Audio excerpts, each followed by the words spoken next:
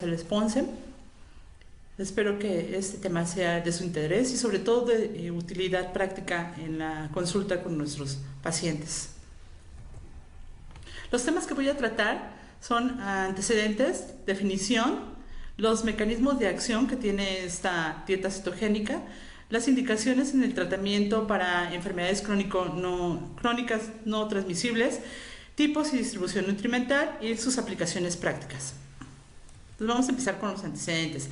La primera descripción de la dieta cetogénica es la de Huelpa y Marie en Francia en 1911 para su uso en pacientes con epilepsia refractaria.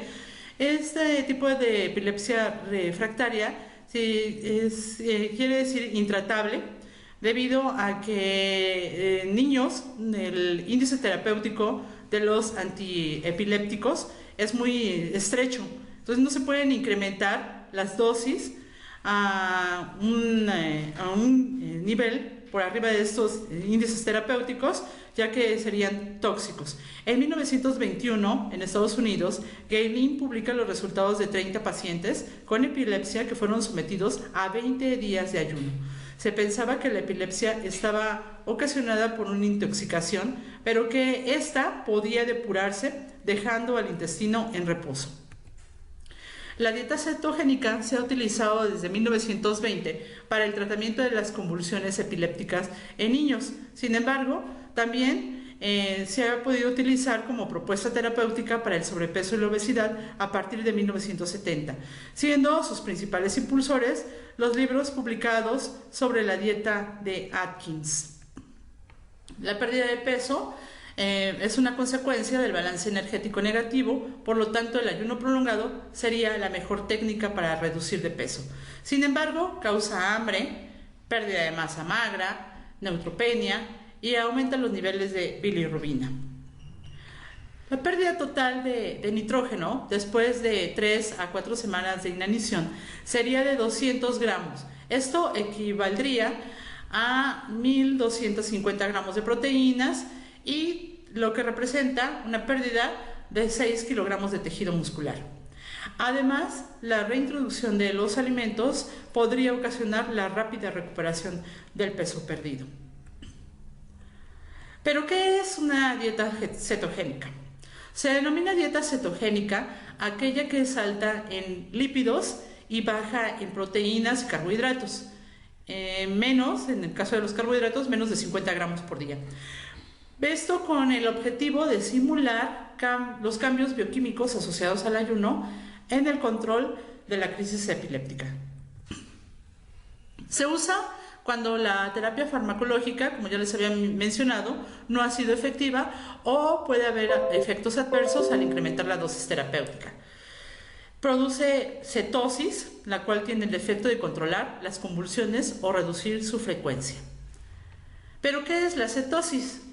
Es una condición clínica en la cual los cuerpos cetónicos se acumulan en la sangre y se excretan en la orina. Se caracteriza por aliento con olor a acetona.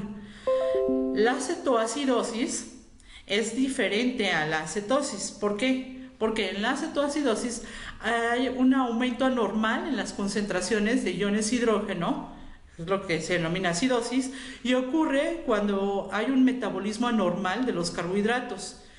Y es una complicación de la diabetes. ¿Cuáles son sus mecanismos de acción? En condiciones normales, los carbohidratos que ingerimos se van a descomponer para formar glucosa, que se va a transportar y se va a utilizar como energía, o bien se va a almacenar como glucógeno en el hígado y en el tejido muscular. Cuando hay una baja ingesta de carbohidratos, el hígado va a proveer de glucosa a los órganos, en especial al cerebro, que pues gasta aproximadamente el 20% del gasto energético total. El cerebro es glucodependiente y es uno de los órganos que más demanda glucosa para poder funcionar. Pero no puede utilizar directamente los lípidos, por eso se le denomina glucodependiente. Una vez que se agota el glucógeno, el hígado lo que va a hacer es utilizar los ácidos grasos que provienen de la dieta, o bien remueve los ácidos grasos que se encuentran depositados en forma de triglicéridos en el tejido adiposo.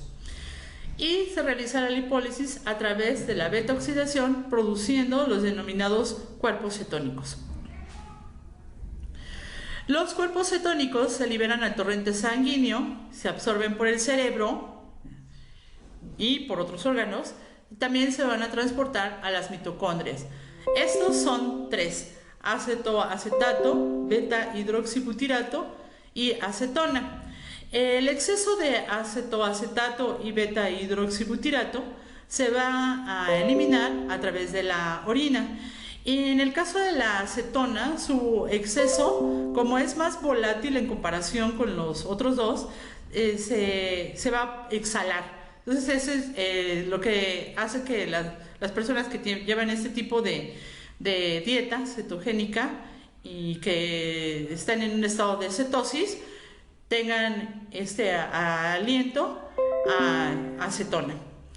Entonces, aquí tenemos en este esquema, a los tres cuerpos cetónicos que van a dar energía al cerebro, a los músculos y también al corazón y a otros órganos. Entonces, es lo que les comentaba, ¿verdad? Que cuando se suprime la ingesta de glucosa, hay una depresión de los depósitos de glucógeno, y entonces es cuando se utilizan estos cuerpos cetónicos para poder dar energía. Los cuerpos cetónicos son un combustible más eficiente que la glucosa, ya que proporcionan más energía por unidad de oxígeno. Una molécula de ácido graso esteárico, por ejemplo, en particular, proporciona 146 moléculas de ATP al final de todo de haber pasado por el ciclo de Krebs y por cadena respiratoria, en comparación con solo 38 moléculas de ATP que produce una molécula de glucosa. La mayoría de los precursores de los cuerpos cetónicos son ácidos grasos de cadena larga. Estos se van a liberar desde el tejido adiposo en respuesta a una disminución de la glucosa en sangre, tal como se produce durante un periodo de ayuno. Aquí les muestro un esquema del metabolismo de los carbohidratos en comparación con el de las grasas. Si ustedes pueden observar, en ambas rutas metabólicas se va a producir energía. En la glucosa tiene que aparecer la glucólisis, se genera piruvato, va a entrar a acetilcoenzima A, ciclo de Krebs y cadena de transporte de electrones para finalmente obtener energía. Los ácidos grasos libres, a través de la beta-oxidación mitocondrial, producen acetilcoenzima A, que va a ingresar nuevamente a ciclo de Krebs, se forman cuerpos cetónicos y van a entrar a cadena de transporte de electrones para obtener energía. Hay un cambio metabólico de glucolítico a lipolítico.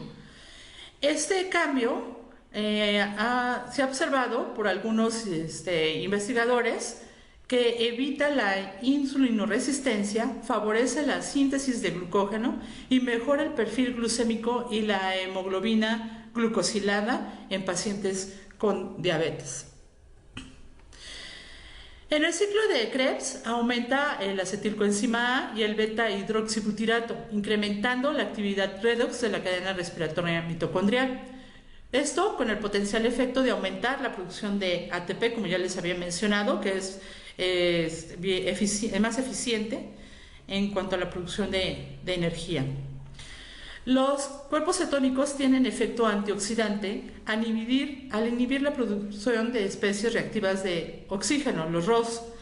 Estos cuerpos cetónicos van a tener un efecto neuroprotector frente al daño de agentes oxidantes producidos en estados neuropatológicos. En la cetosis, el contenido de los carbohidratos de la dieta va a ser de 0.2 a 0.4 gramos por kilogramo de peso al día para causar cetosis. El resto del aporte energético se debe de cubrir con lípidos y con proteínas. La eliminación de cetonas a través del aliento y de la orina y la gluconeogénesis van a representar una importante pérdida energética. Se necesitan aproximadamente 110 gramos de proteínas para poder obtener de 60 a 65 gramos de glucosa, lo cual generará una pérdida diaria de entre 400 a 600 kilocalorías por día. ¿Cuándo se indica este tipo de dieta cetogénica? Bueno, aquí les muestro un esquema acerca de los beneficios que se han podido encontrar en la dieta cetogénica con una fuerte evidencia. Tenemos del lado de la diabetes, en la reducción de peso y en el tratamiento de la epilepsia. También con fuerte evidencia está cómo influye en el cambio, en el mejoramiento de algunos parámetros de riesgo cardiovascular, y con esto pues prevenir la aparición de algunos procesos como sería una enfermedad vascular cerebral o un infarto. Y también existe evidencia, aunque menos fuerte, que sugieren beneficio para tratar algunas enfermedades neurológicas, también para el síndrome de ovario poliquístico, para cáncer y para acné.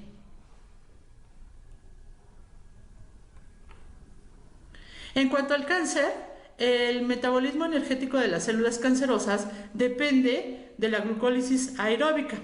Al disminuir los niveles de glucosa en sangre, se inhibe el crecimiento de dichas células.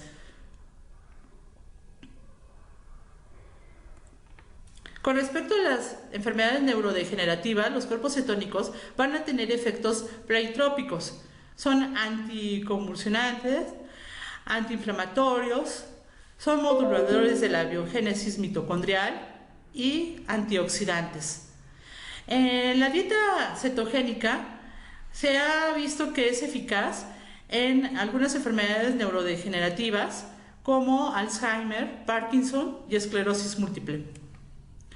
En cuanto al sobrepeso y la obesidad, que se viene utilizando desde 1970, la dieta cetogénica ha demostrado que provoca mayor saciedad debido a que los lípidos y las proteínas permanecen en el estómago durante mayor tiempo, así como a la inhibición del apetito causada por el cuerpo cetónico beta hidroxibutirato y la acetona. Entonces aquí vemos un esquema donde hay una disminución del hambre y del apetito debido a este efecto saciante de los cuerpos cetónicos, ya que las proteínas dan mayor saciedad, hay una menor tensión y el deseo de comer carbohidratos, el vaciamiento gástrico se hace más lento por la acción de las grasas, y esto permite que este tipo de dieta sea más saciante. Sin embargo, estos son algunos de los mecanismos del efecto saciante de la dieta, como les digo, pero todavía no se conocen muchos. Se sigue investigando su efecto en esto de la disminución del hambre y el apetito. Las proteínas también van a tener un mayor efecto anorexigénico que los carbohidratos, porque aumentan la sensibilidad del sistema nervioso central hacia la leptina y disminuyen las concentraciones postprandiales de grelina. ¿Cuáles son los tipos de dieta cetogénica y cuál es su distribución nutrimental? El diseño de las dietas cetogénicas se basa en el análisis de la distinta capacidad cetogénica que tienen las grasas para obtener algo que se denomina la tasa cetogénica anticetogénica de la dieta.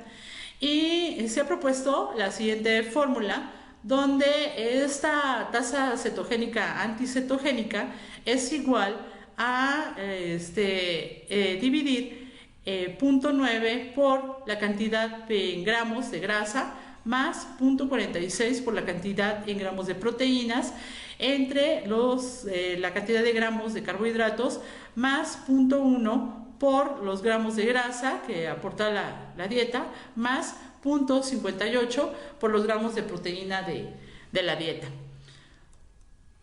Ahorita más adelante vamos a explicar acerca de eso de la tasa cetogénica anticetogénica. Bueno, ¿cuáles son los tipos? Básicamente se distinguen 4. Es la clásica, que es la que se ha utilizado principalmente en el tratamiento de crisis epilépticas, cuando se trata de una epilepsia refractaria en los niños.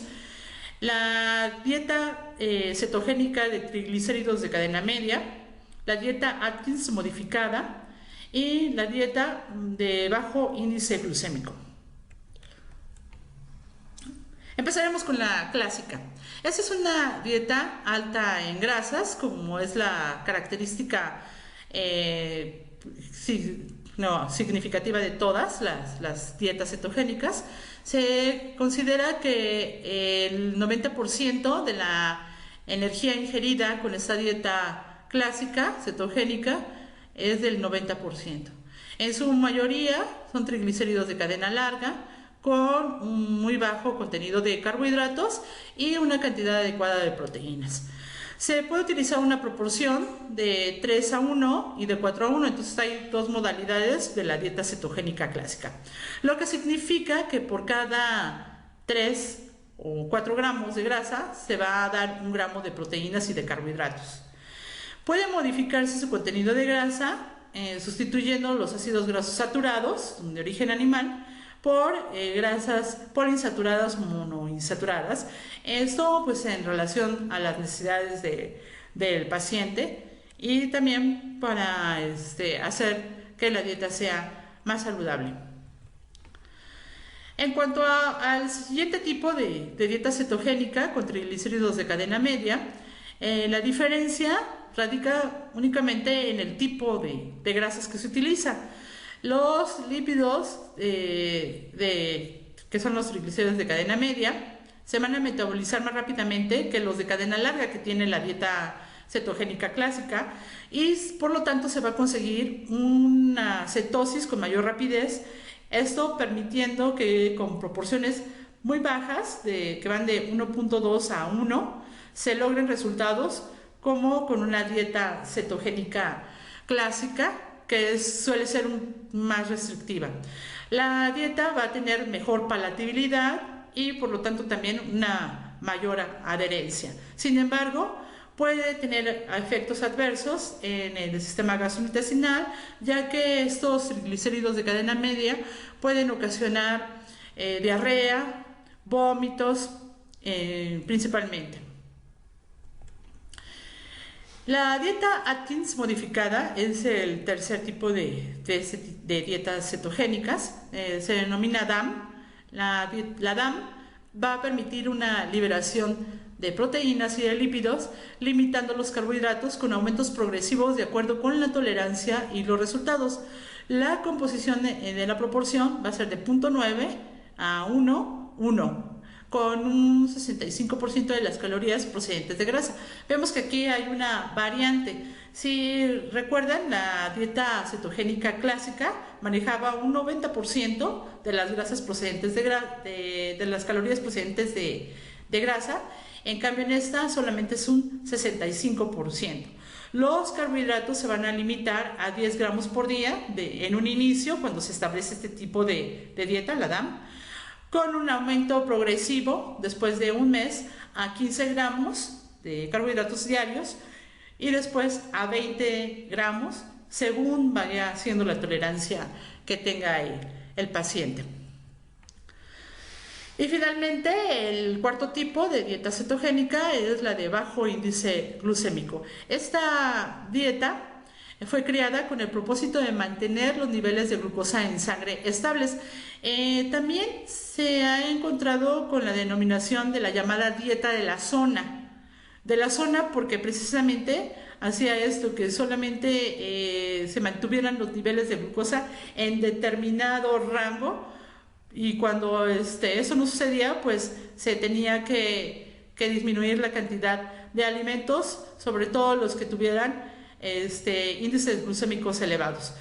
Esta también es una dieta rica en grasas, pero sí va a permitir el aporte de carbohidratos en mayor cantidad, en comparación con las otras dietas que ya revisamos, que son la clásica, la de triglicéridos de cadena media y la DAM.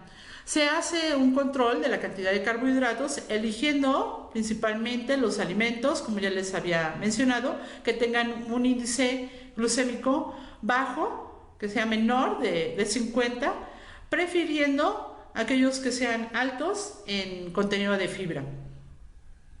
Esto digamos que va a ser una ventaja comparado con el resto de las otras tres dietas, ya que las otras pueden presentar algunos problemas los pacientes de estreñimiento por la escasez de la fibra. En cambio, con esta, del bajo índice glucémico, no van a tener este problema.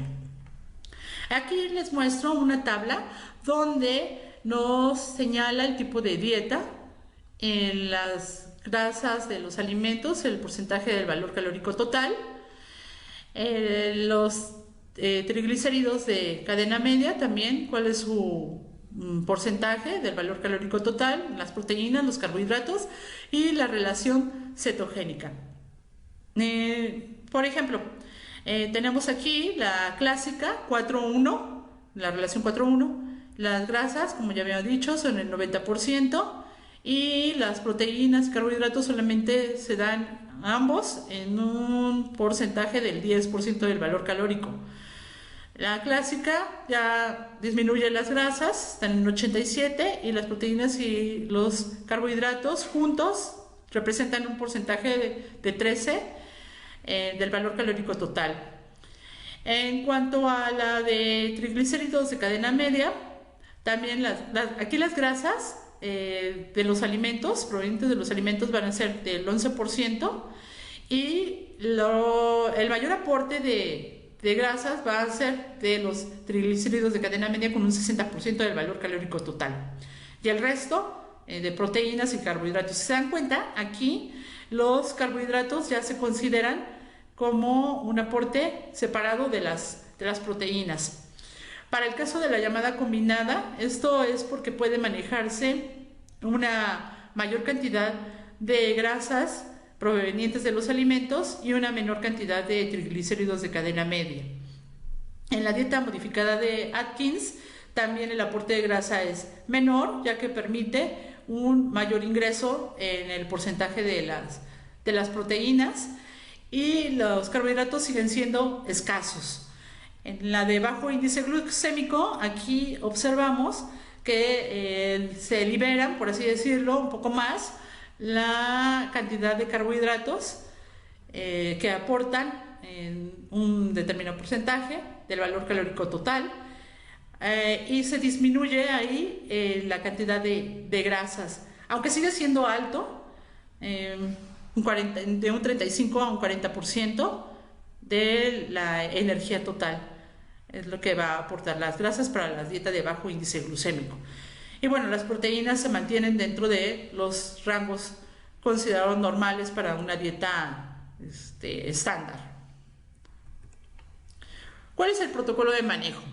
Primero, debemos de realizar una evaluación del estado nutricional del paciente con todas las características que esta conlleva, hacer una historia clínica, realizar una historia dietética, realizar antropometría, etc. Posteriormente se realiza el cálculo del requerimiento energético. Para ello podemos utilizar calorimetría indirecta, que sería lo ideal. Si no lo tenemos, pues podemos utilizar algunas de las fórmulas, la típica Harris-Benedict o algunas otras. Después, como tercer paso, habrá que elegir una tasa cetogénica y calcular las kilocalorías por unidad. ¿Eso qué quiere decir? Bueno, la tasa cetogénica va a ser la relación, como ya habíamos visto cuando les mostré la fórmula. Es una relación del cociente cetogénico, que va a ser producido básicamente por las grasas, con una relación a un cociente anticetogénico, que son las proteínas y los carbohidratos. Ahora aquí les muestro una tabla donde viene el cociente cetogénico aportado por las grasas, el cociente anticetogénico, que es aportado por las proteínas y los carbohidratos, la tasa cetogénica y las unidades. Estas unidades se van a obtener de multiplicar las kilocalorías por gramo de grasa, que son 9, por la tasa cetogénica elegida, y se suman 4 kilocalorías aportadas por proteínas y carbohidratos. Por ejemplo, si yo elijo una tasa cetogénica de 3:1, eso quiere decir que voy a dar 3 gramos de grasa por 1 aportado por proteínas y carbohidratos en combinación. Entonces, voy a multiplicar para determinar el cociente cetogénico.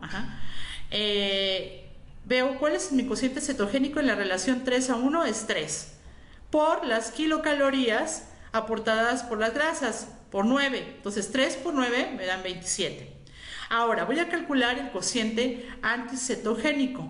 Multiplico el cociente anticetogénico aportado por proteínas y carbohidratos, que es 1, por las kilocalorías de los carbohidratos, que es 4, y esto me da un total de 4.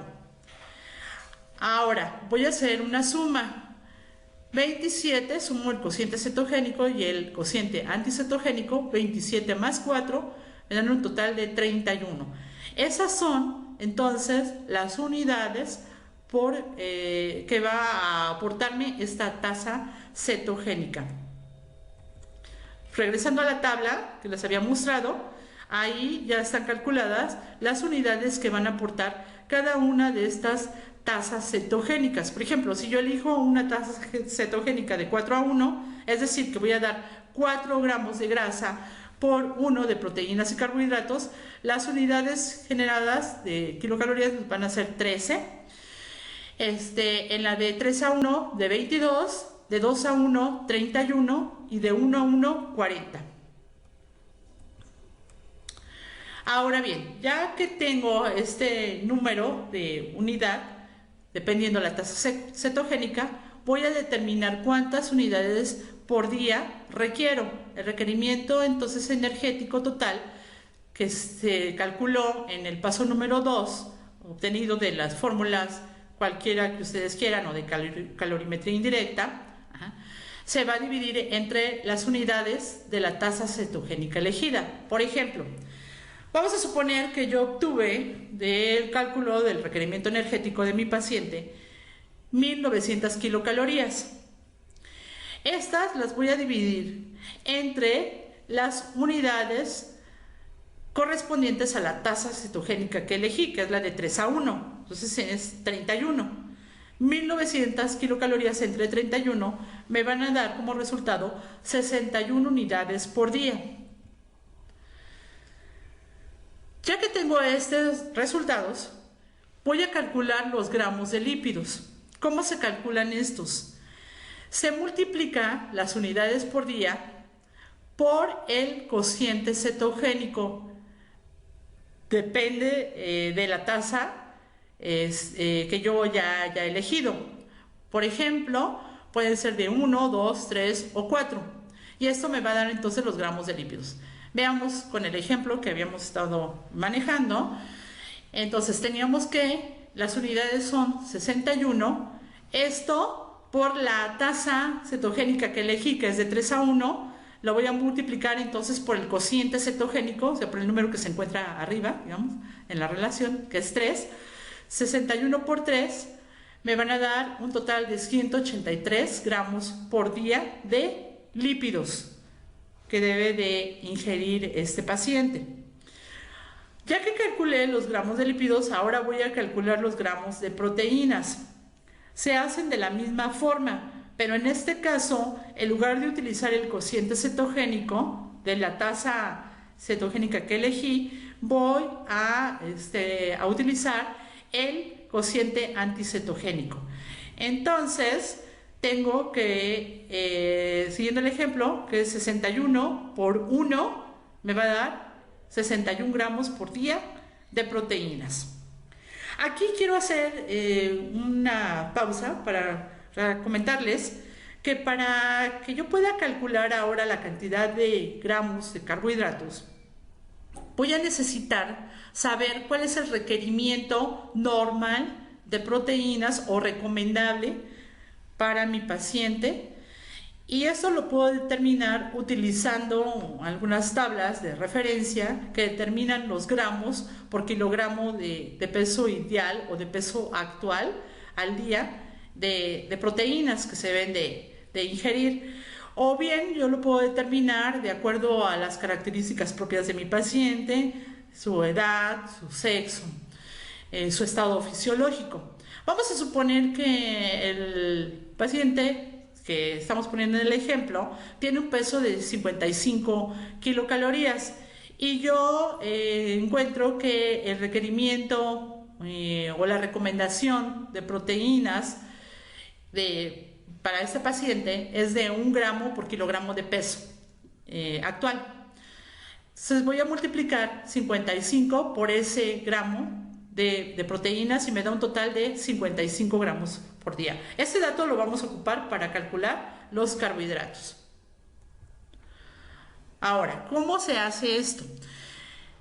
Los gramos totales de proteína más los de los carbohidratos se van a disminuir del requerimiento de proteínas que yo ya calculé. Entonces, siguiendo el ejemplo, tenía que los gramos de proteína que me salieron fueron de 61, menos los 55, que son de la recomendación, son 6 gramos al día. Entonces, ese sería el contenido de carbohidratos que para el ejemplo que estamos utilizando tendría.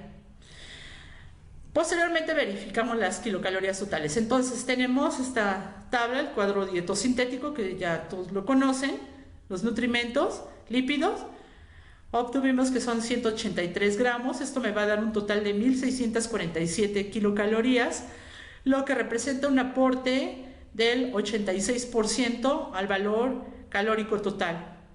De proteínas, 61 gramos, con 244 kilocalorías y un 13% al aporte de energético total. Y de carbohidratos, solo 6 gramos, con un aporte calórico de 24 y un 1% del valor calórico total. Entonces, si pueden ustedes observar, son dietas altas en lípidos. Una vez que ya se ha hecho este cálculo, también hay que señalar el requerimiento de agua, siguiendo recomendaciones, y suplementación de vitaminas y minerales, ya que este tipo de régimen, al no incluir alimentos que aporten carbohidratos, principalmente frutas, verduras, pues va a haber también un bajo aporte de vitaminas y de minerales. Y el último punto sería la elaboración del plan de alimentación con estos gramos de cada uno de los macronutrientes y la elaboración de menús, esto en conjunto, de preferencia con el paciente, para poder adaptarlo a su estilo de vida y también a sus gustos, bueno, considerando los alimentos que puedan ser integrados a ese tipo de dieta cetogénica. Vamos a ver algunas aplicaciones prácticas. La planificación de la dieta cetogénica consta de una evaluación individualizada con el objetivo de determinar si hay contraindicaciones o si se detectan circunstancias de riesgo de complicaciones. Las contraindicaciones pueden ser de dos tipos. Vamos a iniciar con las absolutas. Estas incluyen enfermedades metabólicas en las que está comprometida la metabolización de las grasas, o que requieren de elevadas cantidades de carbohidratos en la dieta. Y las contraindicaciones relativas, estas son aquellas condiciones que van a interferir con una correcta adherencia al tratamiento, como trastornos de la conducta alimentaria, algunos problemas con padres o cuidadores, algunas otras circunstancias que puedan interferir de manera negativa en este tipo de dieta. La implementación. Después de un ayuno de 12 a 48 horas, es posible lograr la generación de cetosis, pero pues eso va a depender también de las características del paciente. Durante este periodo, lo que se puede hacer es mantener una suplementación de líquidos sin un aporte de carbohidratos. Podemos dar agua o bebidas que sean endulzadas con algún edulcorante artificial. Cuando los niveles de beta-hidroxibutirato en sangre han alcanzado los 2 milimoles por litro, se considera que la cetosis está en curso y que ya es momento de iniciar la introducción de alimentos. La dieta se debe de administrar de forma progresiva. Se inicia con 1/3 de las calorías totales y se va subiendo a 1/3 diario hasta lograr el aporte completo en 72 horas. Siempre considerando que el aporte de grasas, bueno, de calorías provenientes de grasas debe de ser del 90%. Las grasas se van a introducir mediante también un aumento gradual los 4 primeros días. En el primer día podemos manejar una relación 1:1, en el segundo 2:1, en el tercer día 3:1 y finalmente en el cuarto día 4:1.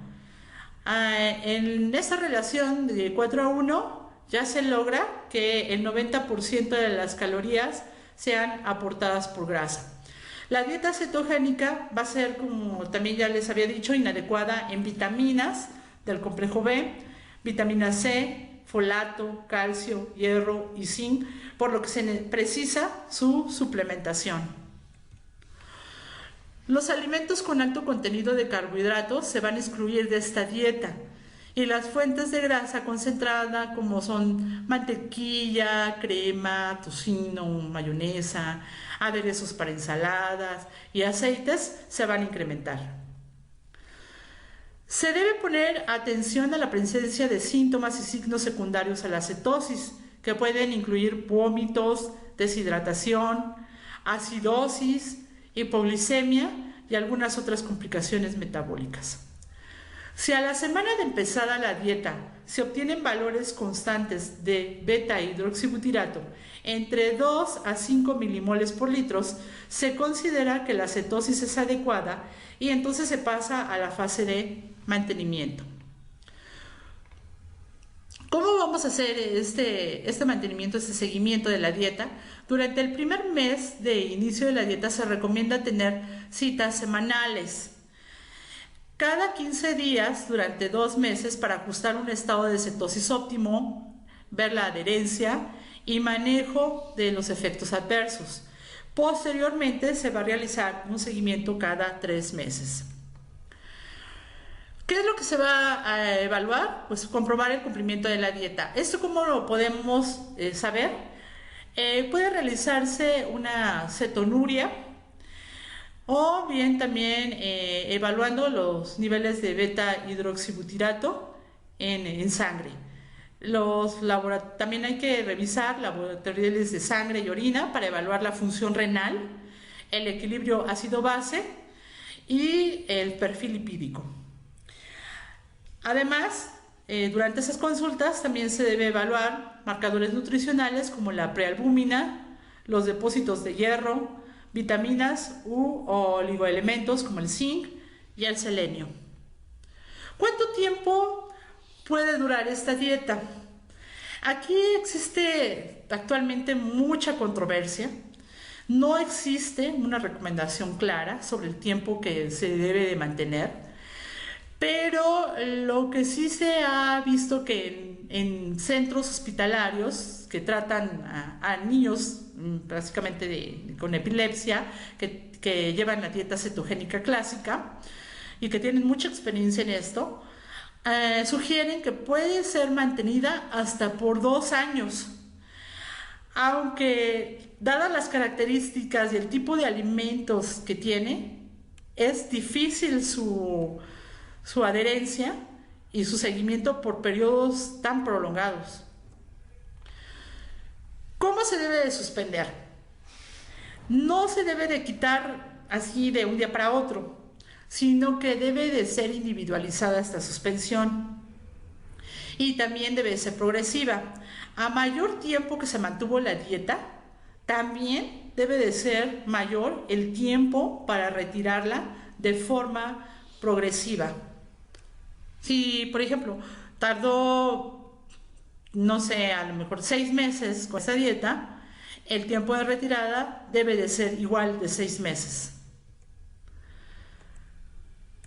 Y bueno, como conclusiones, tenemos que las ventajas de las dietas cetogénicas son que tienen un mayor efecto saciante, lo que puede disminuir la ingesta calórica, no afecta el perfil lipídico, reduce las concentraciones plasmáticas de colesterol total y de triglicéridos. Y algo que llamó la atención es que aumenta los niveles de colesterol HDL. Una de las poblaciones que más se estudiaron para determinar los efectos que pudiera ocasionar este tipo de dieta cetogénica fueron los esquimales, porque ellos llevan una dieta básicamente alta en grasas provenientes de los animales como las ballenas o las focas que consumen, y prácticamente muy escasa en carbohidratos, en verduras, en frutas, se podría decir que incluso nula.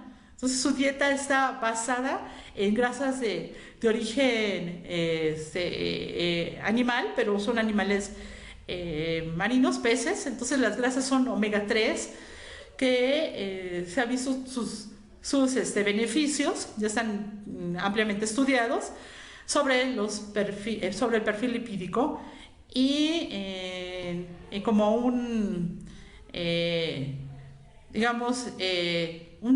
que tiene influencia sobre la disminución del riesgo de cardiopatías.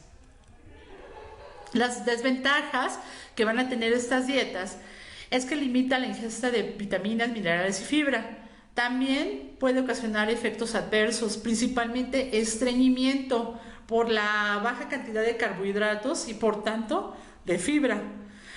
Puede aparecer halitosis, un mal aliento, diarrea, astenia por la poca cantidad de carbohidratos, calambres, entre otros.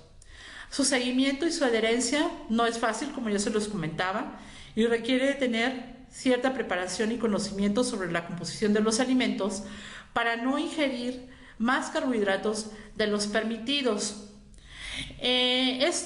Quiero aquí comentarles algo, sobre todo, por ejemplo, en los alimentos que se denominan light, que son grasas, como la mayonesa, es un típico ejemplo de ellos. La mayonesa light, al tener menos cantidad de grasa, lo que se hace es utilizar sustitutos de grasa, que su base principal para la obtención de estos sustitutos son carbohidratos. Entonces no se están consumiendo grasas, digamos, pero se está aumentando la cantidad de carbohidratos, y eso no es compatible con la dieta cetogénica. Están contraindicadas en cardiopatías y hepatopatías. Las dietas cetogénicas tienen más desventajas que ventajas, como podrán observar. Entonces, la dietoterapia para las enfermedades crónicas no transmisibles deberá centrarse más que nada en lograr una mejor adherencia a los planes de alimentación que en alterar la composición o distribución de los macronutrientes de la dieta. Tiene, como ya les dije, ventajas y desventajas, pero siempre se sobreponen más las desventajas que las ventajas, aunque pueden utilizarse por periodos breves. Y bueno, pues si tuvieran alguna duda o pregunta acerca de eso, pues pueden consultar la página y mandar sus preguntas de NutriApp, y ahí podré contestarles sus dudas acerca de esta dieta cetogénica.